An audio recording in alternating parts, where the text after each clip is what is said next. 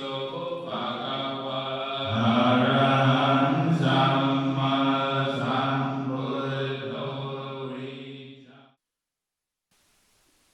ะโมตัสสะภะคะวะโตอะระหะโตสัมมาสัมพุทธัสสะนะโมตัสสะภะคะวะโตอะระหะโตสัมมาสัมพุทธัสสะนะโมตัสสะภะคะวะโตอะระหะโตสัมมาสัมพุทธัสสะพุทธังธัมมังสังฆังนะมัสสามิ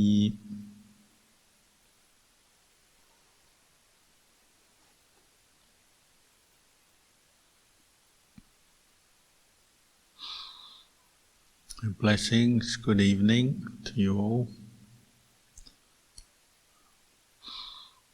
You're probably familiar with the Dhamma talk Luang Por Chah once gave on Our Real Home,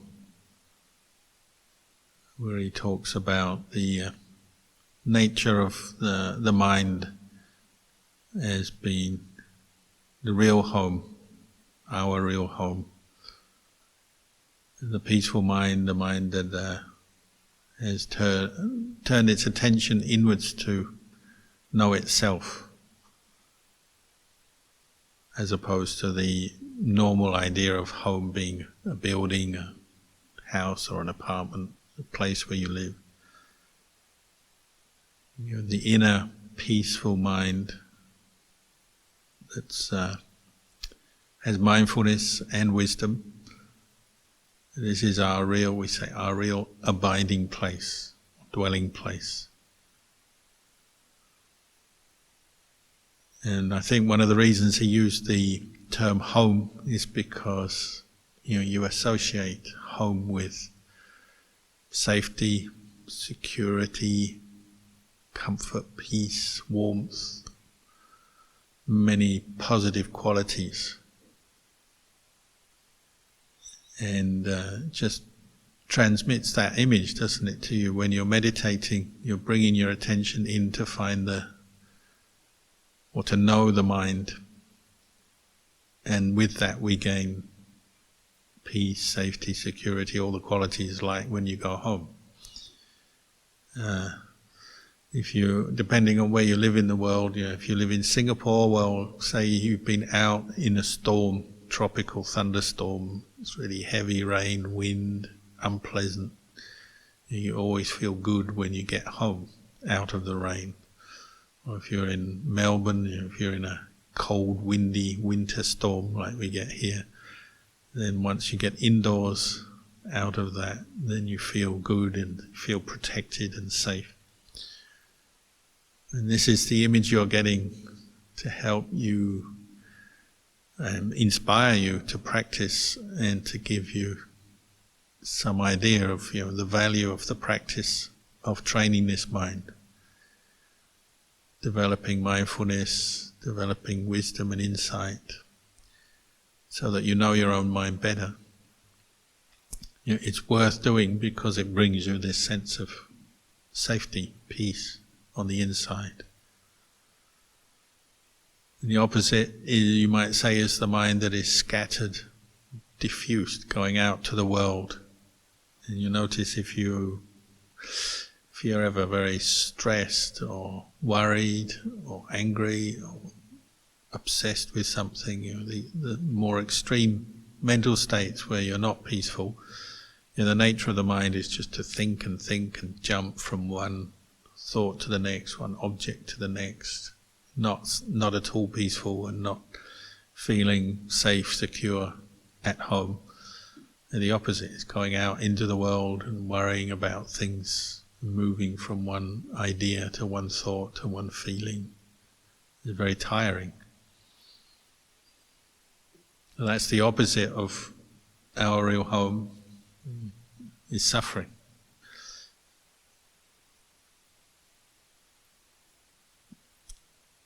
So when we're practicing meditation of any type, any system, this is one of the benefits, is we're bringing our mind inwards to experience some inner peace and happiness, just like coming home. And they even called it, the Buddha even called it the dwelling place or the abiding place. When somebody develops strong mindfulness in states of stillness, samadhi, then they found an abiding place for the mind, dwelling place, which dropped all this external rushing about, moving from sight, sound, taste, smell, touch, one thing after another, which tire us out and confuse us. It's dropped all that. It's just come very peacefully and quietly inside.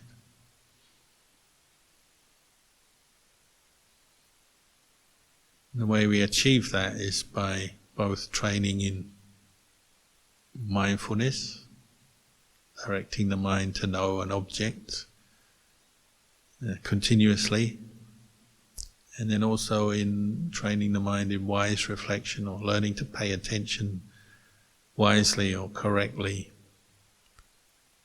to understand things better. And that can often save us a lot of time, when the mind is running around, caught into different moods and objects. Sometimes some wisdom will help to help us let things go, or understand what's important, what's not important, or remind us of what we're doing and why.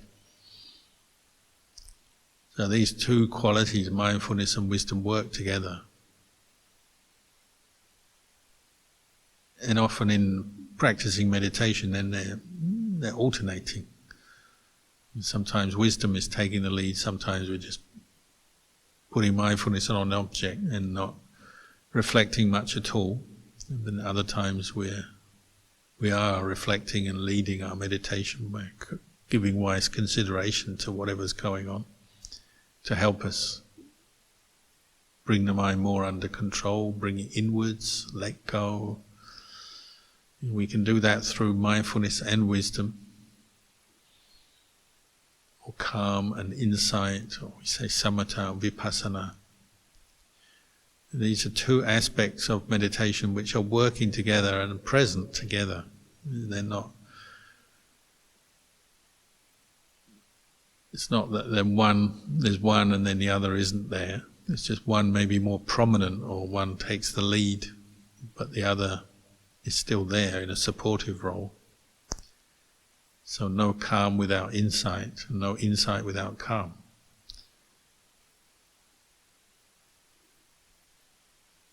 And just as we know, if you've got any job to do and you have another capable friend who knows maybe how to do that job, or knows how to support in doing that job, well, two people are often better than one. They can work together to get a job done quicker or more efficiently, or they can lift more if they're lifting up things. If you're driving a car, one person drives, one person checks the route that you're driving, and so on. If you know how to cooperate in harmony, balance, then two people are better than one, or these two qualities are better than just one. It's not that one quality alone is wrong, it's just you can do more with two. So mindfulness and wisdom can work together and accomplish more.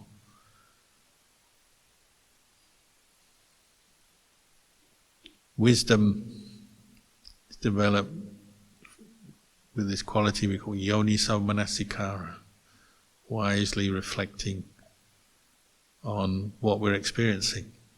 So it may just be observing the particular state of mind that's come up, that's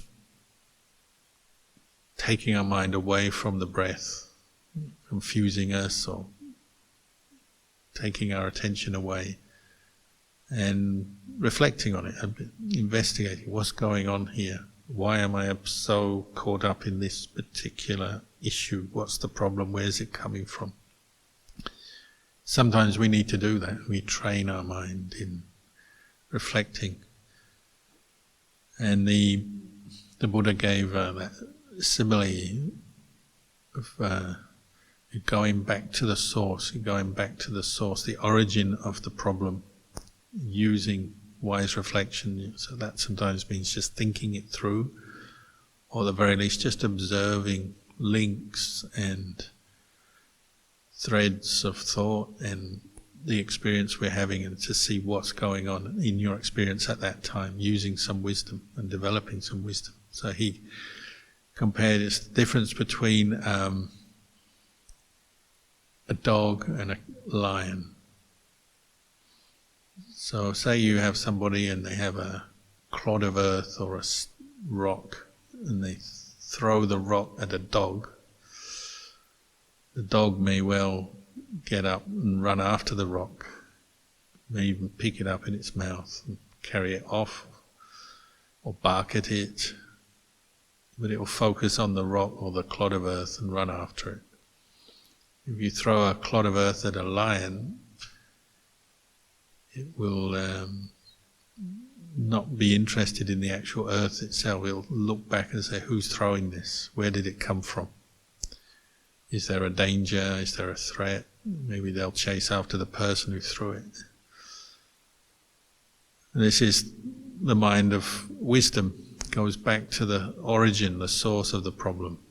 The dog represents the mind of no wisdom, just running after the object and getting caught up in the object, maybe expending a lot of energy barking at it or clutching at it. The lion is a little smarter. It looks back to see what's really going on, back to the source, who threw the rock. And this is the training in wise reflection. It's supported by mindfulness, you're paying attention, being able to hold attention in the present moment, but then going back to the source. So maybe you have a very distracted, agitated state of mind, but rather than getting lost in that, you try and establish a mindfulness, and then you think it through. Where's this coming from? Maybe you have a pain in your body which is putting pressure on you. You have this painful feeling keeps coming up into your consciousness, so the mind is not able to settle down yet, can't concentrate very well on the breath. Maybe it's looking for something else, either to literally just stop and get away from the pain by changing the posture, stopping the activity, or maybe looking for something else to think about, to get away from the present moment which is filled with the painful feeling. So you investigate it, bring up some wise reflection, you see what's going on. Why is the mind agitated? Oh, it's coming from that painful feeling and this restlessness or desire for something different from the painful feeling. And then you understand a bit more what's going on, and that already helps you to be a little bit more peaceful, more at ease, because you know what's going on. You may still feel pain and you may still have an agitated train of thought bothering you, and it may continue to bother you, but at least you know better what's going on or why. And then the next thing is maybe you can bring in some wisdom to remedy that. So you may go back to the source. Oh, I have this painful feeling, and you put attention now on the painful feeling rather than, say, struggling to watch the breath and not being able to be with the breath. You go back to the painful feeling and you investigate it. Ask yourself, where is it? Who does it belong to? Is it really me, mine, myself, or is it a feeling that's arising and ceasing? Because it may be changing, and it might be quite observable, noticeable that it's changing all the time, coming and going. Or when you are successful in distracting yourself, why do you seek distraction? Because you don't notice the feeling at the time when you're distracted. So therefore, how solid and how much of a self is that feeling if you can distract your mind from it? But now you're looking into the feeling of pain rather than just running away, so you can understand it better. You may even find it's more tolerable than you thought by simply paying attention to it, getting to know it. Or the same could be if you're falling asleep. You're sitting listening to me right now, falling asleep. Wise reflection at this moment may be saying, what do I need to do to get out of this sleepy, dull state? So you might give yourself an instruction, open your eyes, or turn a light on, or even stand up and stretch, do something a bit more, requires more effort in order to counter the dullness or the sleepiness. That wisdom stimulates the mind and also is looking for a solution to the problem. Or if you're caught into some anger and irritation based on some past event, during your day today something went wrong and you had some words with another person, or you made a mistake, or something happened that wasn't to your liking. And that's playing on your mind now, and you keep thinking about it and you keep having irritated or angry thoughts. Your wise reflection brings your mind to examine what is going on here. Why do I feel so angry?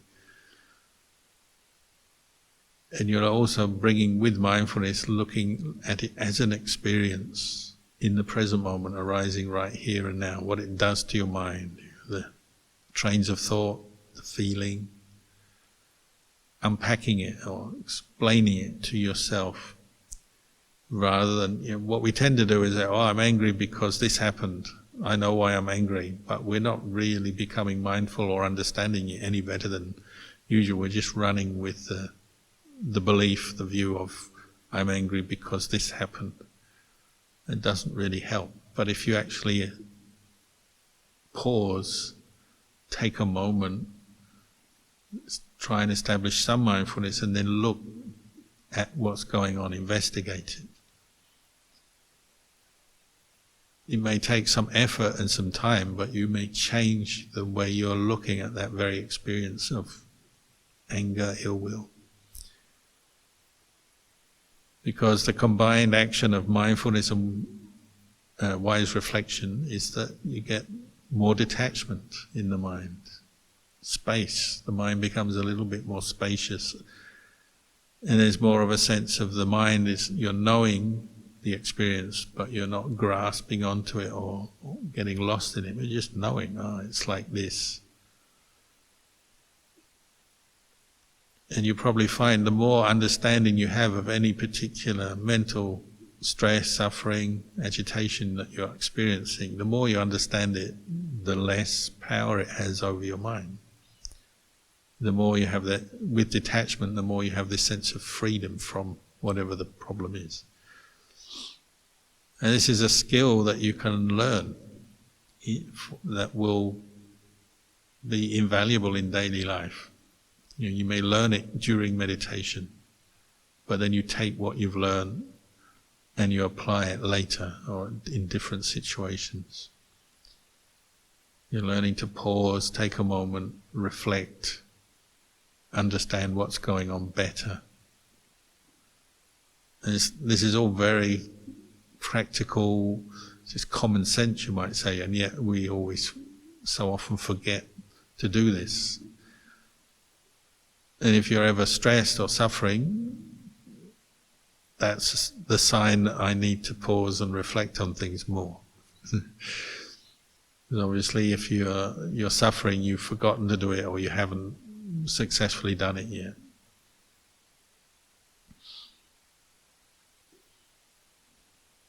So these two qualities, calm and insight, are helping us all the time to understand our experience, and from the inside, bringing attention inwards, looking back at our experience of this body and our mind from a place of mindfulness and wisdom. So it's changing the way we look at things. We're learning to look at things from a better place, a place of wisdom, a place of understanding. And this is where we get so much peace from.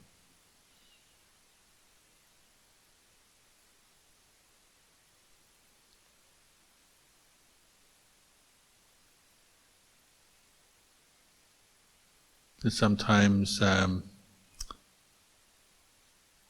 we talk about the body and mind, what we call the five khandhas, the five aggregates, is like a tangled mass. We use this word like a tangled mass of string, a ball of string. And to untangle a ball of string is something often you don't really want to do, unless you really need that string or that thread or whatever it is. You might feel, I can't be bothered, because you know it will take time. It's a laborious, frustrating kind of job because everything's tangled up and it takes ages, and you have to really concentrate and use your fingers and sort of slowly pull things apart, and you make a lot of mistakes before you get much progress. But when you practice meditation, then often that's exactly what you need to do, is learn to look at your tangled mass of body, mind, feelings, emotions, thoughts, and be willing to use mindfulness and wisdom in this way, to look more closely, more carefully at things. With a goal, that has a purpose to it, and that's to free you from the experience of suffering, both in the short term, literally to help relax you and improve things in the short term, and then in the long term, to remove some of the causes for future suffering. You actually improve the quality of your life, your mind, through doing this.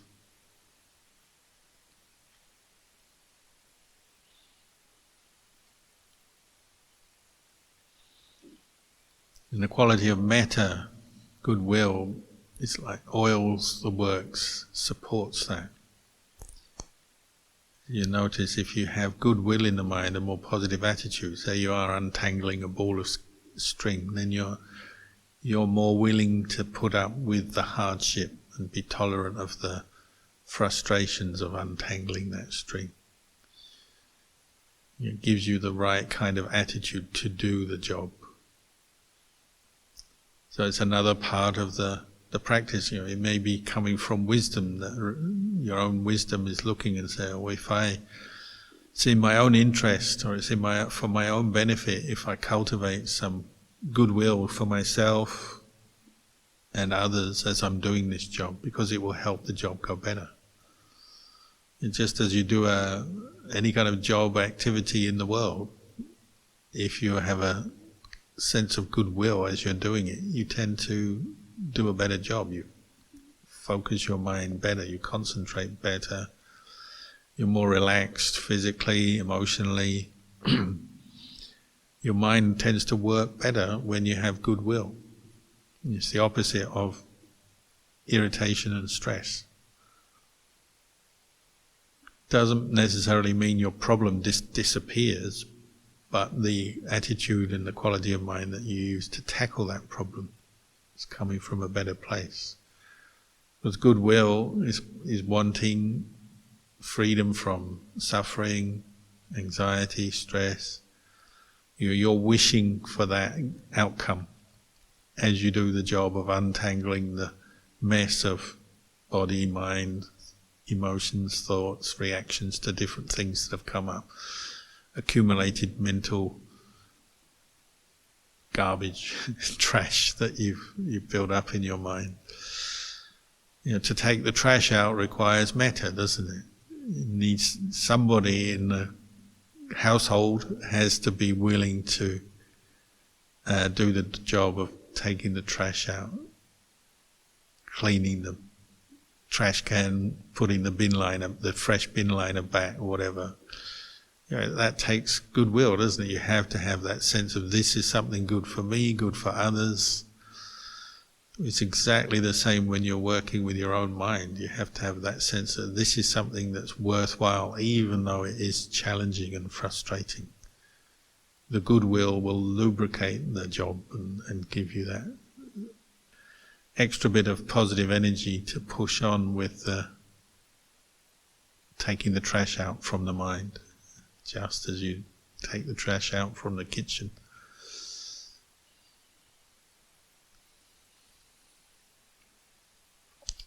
Because we accumulate a lot of trash, a lot of mental baggage nowadays. Our world is actually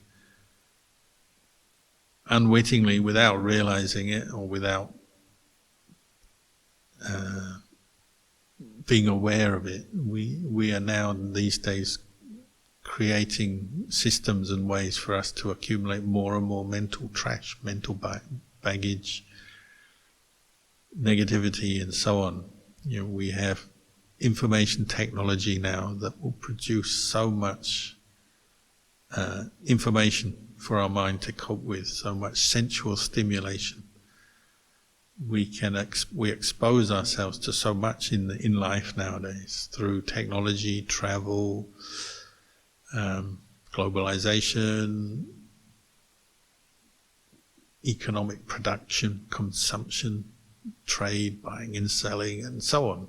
We are bombarding our senses with sense objects and information that our mind accumulates all this. And this is part of why it feels like a tangled mess in there sometimes. If we're honest, when we're meditating, a lot of what we're dealing with is just random thoughts that seem to pop up out of nowhere that don't have a lot of value or meaning. We also have the negativity, and then we also have the desires, wanting things, planning things, wanting to get things. And it's just so many mental impressions have been built up since we were born to this point, however old we are, whether you're young, middle-aged, old age. You've accumulated all these mental impressions because that's what minds can do. We can remember things and we get affected and react to pleasant and unpleasant experiences. And then the technology and the material success of humanity now is such that we're doing that more and more than ever. So as soon as you establish a mindfulness on your own mind, you're starting to recognize, there is a huge pile of rubbish here, a huge tangled mess of stuff. And you have to wade through it. So you need the metta, you need the mindfulness, and you need the wise reflection to do that. And you have to be willing to take the time to unpick and go through things. Perhaps that's why sometimes the Buddha would talk about, past lives. Many people are skeptical about karma, rebirth, past lives, future lives, and so on. And that's quite understandable. I'd recommend just keeping an open mind towards it. But the Buddha would mention past lives, perhaps just to give you a reminder of where all this stuff is coming from. Why is such a tangled mess that we're having to deal with, that we need to apply the mindfulness and wisdom to? Because we haven't just been doing this for one life, we've been doing it for many lives. Many impressions, good and bad, pleasant, unpleasant, accumulated over this lifetime and then going back into previous lifetimes. A whole heap. And sometimes the Buddha would give those similes, wouldn't he? He'd say, we've been born and died so many lifetimes that if you got all our previous skeletons and piled them up, you'd have the biggest mountain in the world.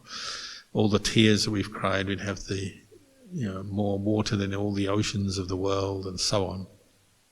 He'd give us these similes, that very kind of vast ideas of vast expanses of lifespans and numbers of lifetimes, innumerable, immeasurable numbers of lifetimes going backwards, just to give us an idea of why it is like it is when we start looking into our mind. But on the other hand, he'd also give us this sense of, there's a place in there that's the refuge, the security, the place, our real home. And establishing mindfulness and wisdom can get us there very directly, very quickly. Even though there is a whole collection and mass of previous experiences that have affected us, when you establish mindfulness, it can cut right through it all, together with wisdom, and you can see any thought, any feeling, any perception is impermanent. It's not like you have to go and look at them all, but you look at one and you start to see them all. So it's like you see one leaf in the forest and then you can understand all the other leaves. You see one thought arise and pass away, and then you can understand all the other thoughts are the same. One emotional state, high or low, excited or bored, angry and depressed or elated, same characteristics. That's why they call them the universal characteristics of existence. They arise, they cease. So even though we have built up a whole range of mental impressions and it can seem like a tangled mess, and we've got our personal history and personal story, and it can seem so complicated and so we feel so defeated when we start looking into our mind. Just bringing the mindfulness up and contemplating impermanence can quickly bring us to this new space in the mind, this place of detached awareness, even some equanimity, where you're seeing things as they are, but without getting caught into the reactions and the complexities, but just knowing, it's like this, it rises, passes away. And that can be a refuge of mindfulness and wisdom. Peace that comes through clarity, understanding. But to get to that point, we need to practice, we need to develop these qualities, the mindfulness, the wisdom, the kindness, the compassion. And we need to keep cultivating them. It's an ongoing process, an ongoing practice. So the whole of the Buddhist path fits together to support that practice of bringing up mindfulness and insight into the impermanent, changing nature of our physical and mental phenomena that we call this body, this mind, this human being we have here. All the practice we're doing is helping bring us to this point where we are aware of the internal mind, the knowing, the quality of the knowing. So sometimes people say, you practice generosity, when they see some people are very generous, they do volunteering and they offer food and they offer things to help, whether it's in temples and monasteries or just going out to help good causes, help kids or help the sick or help the poor or help do this or do that. And people sometimes they look at those people who are doing the volunteering or practicing the generosity and they say, you're just doing that, that's all you can do, is it? Maybe this person is somebody who's wanting to practice, they've read a lot of Buddhism, they want to practice the higher training of insight, meditation, vipassana. But if you're practicing generosity in the way the Buddha taught, generosity is practice for letting go of clinging, craving and clinging. Practice to develop mindfulness, practice to develop insight, wise reflection. To do any job well, whether it's practice of dana or helping other people, we need these qualities as well. And it leads right on to developing your more mindfulness of your conduct, what you say, what you do, and then bringing the mind inwards to develop your mindfulness and wise intention in your meditation. They're not separate. They're parts of the same whole, parts of the same path.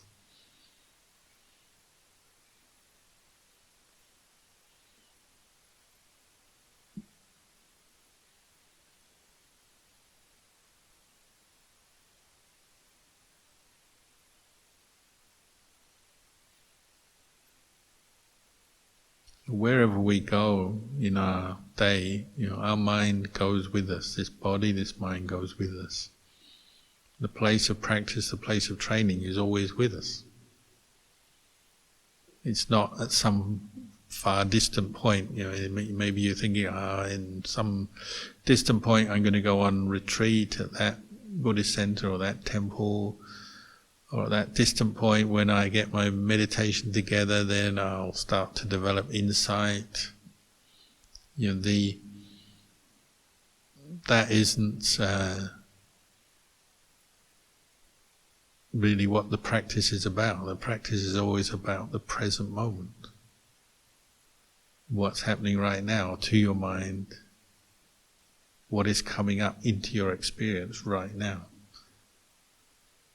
If you're always looking out to the future, always getting lost into your plans and expectations for the future, then you miss the present moment.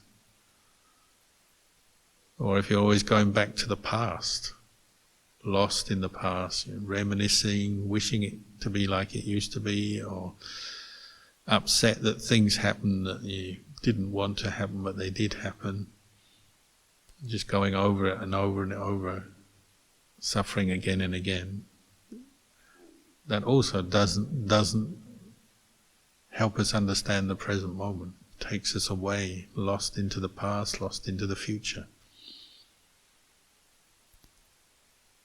Mindfulness is always of whatever is here right now, knowing the body, the mind, the phenomena that are arising, the thought, the feeling. That's why we need to train in it so much. But it's also supported by these other practices, the practice of generosity, precepts. You practice precepts by being mindful of what you're saying, what you're doing, observing whether it's causing you suffering or other people suffering, and then avoiding that because we don't want to suffer. These are training in mindfulness and training in the practice and wise reflection, just the same as practice of vipassana, insight meditation, say. They're no different because your one mind is with you all the time. And we need to develop many qualities, so they're supportive of each other. The metta supports the mindfulness, which supports the wise reflection, which supports more mindfulness, which supports more metta. They're like a group of friends all working together for the same goal, developing the same job, getting the same job done.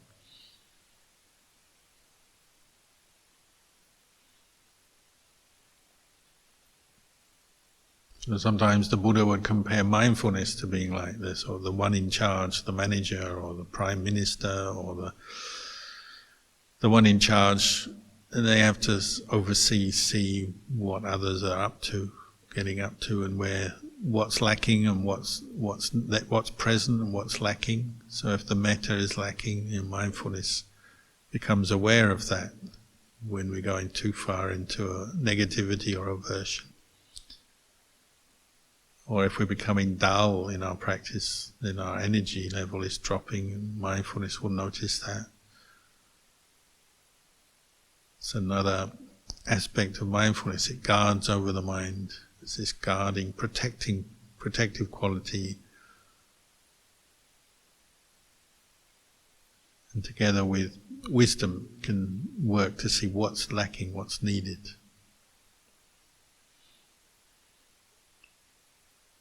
You notice when these qualities, when you put effort into developing mindfulness, wisdom, metta, dana, sila, bhavana, there's a certain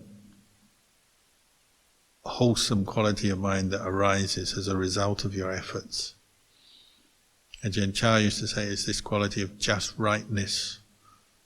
When you're putting effort into bringing up mindfulness, you're maintaining some goodwill, you're using wisdom to reflect on your practice and what's going on, understanding it better.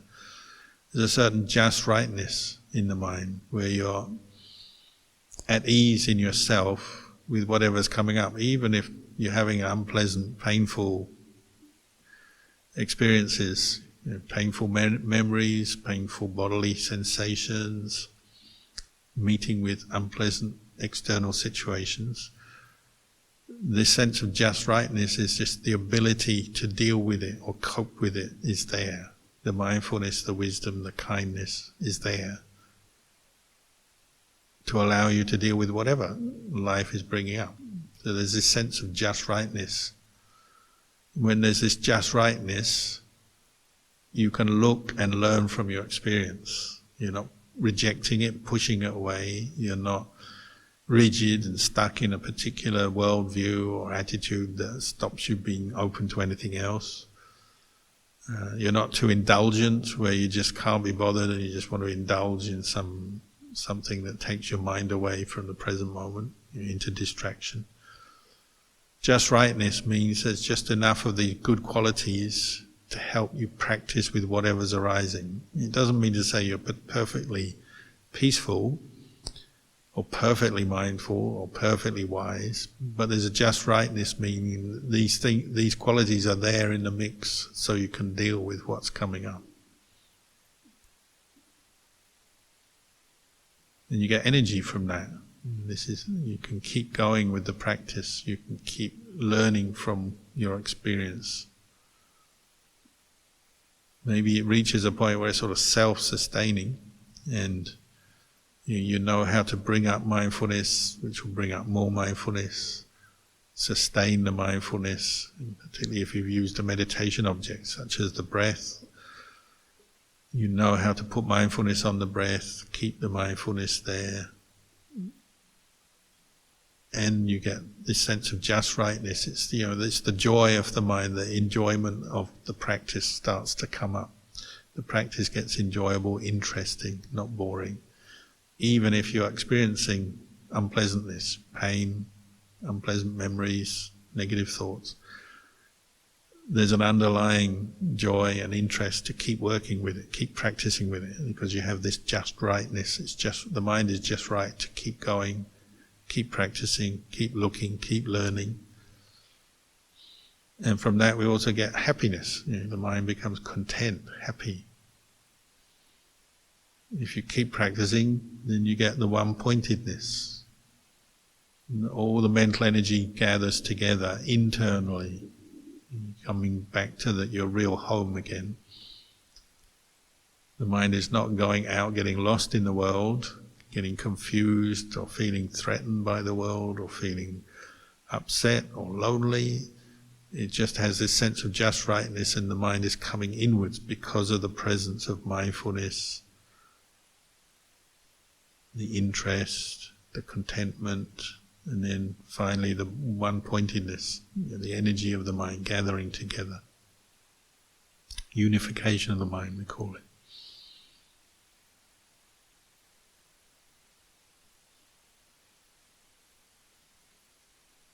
And that's a product of many different qualities that we practice. The generosity, the restraint and mindfulness used in sila, virtuous conduct. The energy, the effort put into mindfulness on an object such as the breath. The wise reflection, helping us to understand how to let go of things, how to understand things better so we're not caught up and deluded in things. And bringing the mind to this place where it's peaceful on the inside, not too bothered by what's going on out in the world. There's enough inner peace, inner just rightness to be satisfied. It's the same feeling almost as when you've eaten a meal. You feel full, you no longer feel hungry. When you're practicing the Dhamma, particularly through developing these different qualities, you have this feeling of feeling inwardly full. You don't need anything else to be happy. Your mind doesn't need to go out through the senses to find distraction or get something or get rid of something. Inwardly it's full, it's content. And that releases a lot of energy. The mind is brighter, happier. And you can keep going. So this is why sometimes people become very calm in their meditation and their mindfulness is there, and they can just keep sitting or walking if they're walking, sitting if they're sitting. And maybe for many hours. One of the privileges of being a monk is that you meet many practitioners of the Dhamma. Not all monks, monks, nuns and laymen, laywomen. And sometimes you see them when they've reached that point where these qualities have come together in the mind. and they can sit for many hours, peacefully absorbed in their own meditation. Not asleep, not blanked out, but just quietly, mindfully meditating. Or they can walk back and forth for many hours, peaceful, the body is light, happy. They're not bored, they're not restless. They may get tired, but even the tiredness can be seen as just another feeling, rising and ceasing. I had one friend, he could walk meditation for 8 hours through the day. Just walk back and forth, maybe take a rest here and there, just have a drink or whatever, but then carry on walking for 8 hours. And he said he was very happy doing that. His mind became very peaceful, his body became light, because he was practicing with mindfulness. Others I know can meditate, all night, sit all night, peacefully, putting effort into their meditation. For those people who can practice like that, they've built up to that through practicing over maybe many years, many days, weeks, months, years. They've learned these skills. They've learned how to have goodwill as they practice, so they're not caught into aversion and judging themselves, hating other people. They have the goodwill. They have the effort bringing up the mindfulness. They develop some enjoyment in the practice. Their mind gathers together. They train the mind to let go of distraction and the indulgences, and the mind comes together in one-pointedness, samadhi. That's the result of their efforts in the practice.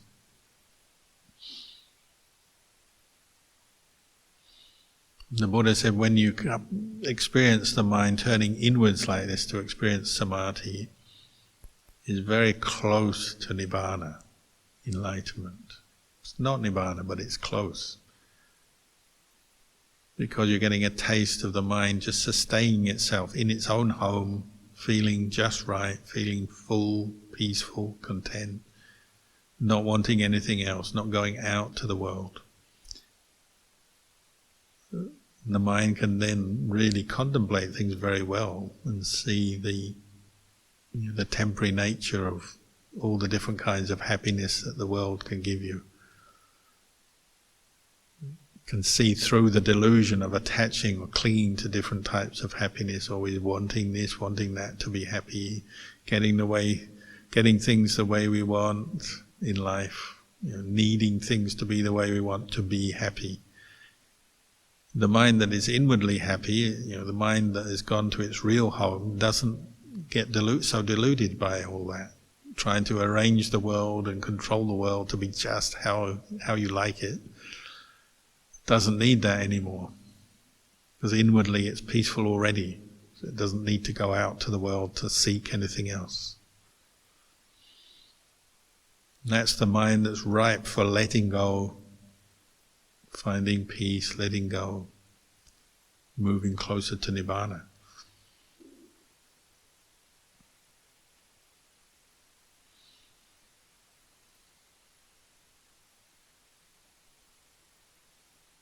So maybe I'll leave you with these reflections tonight.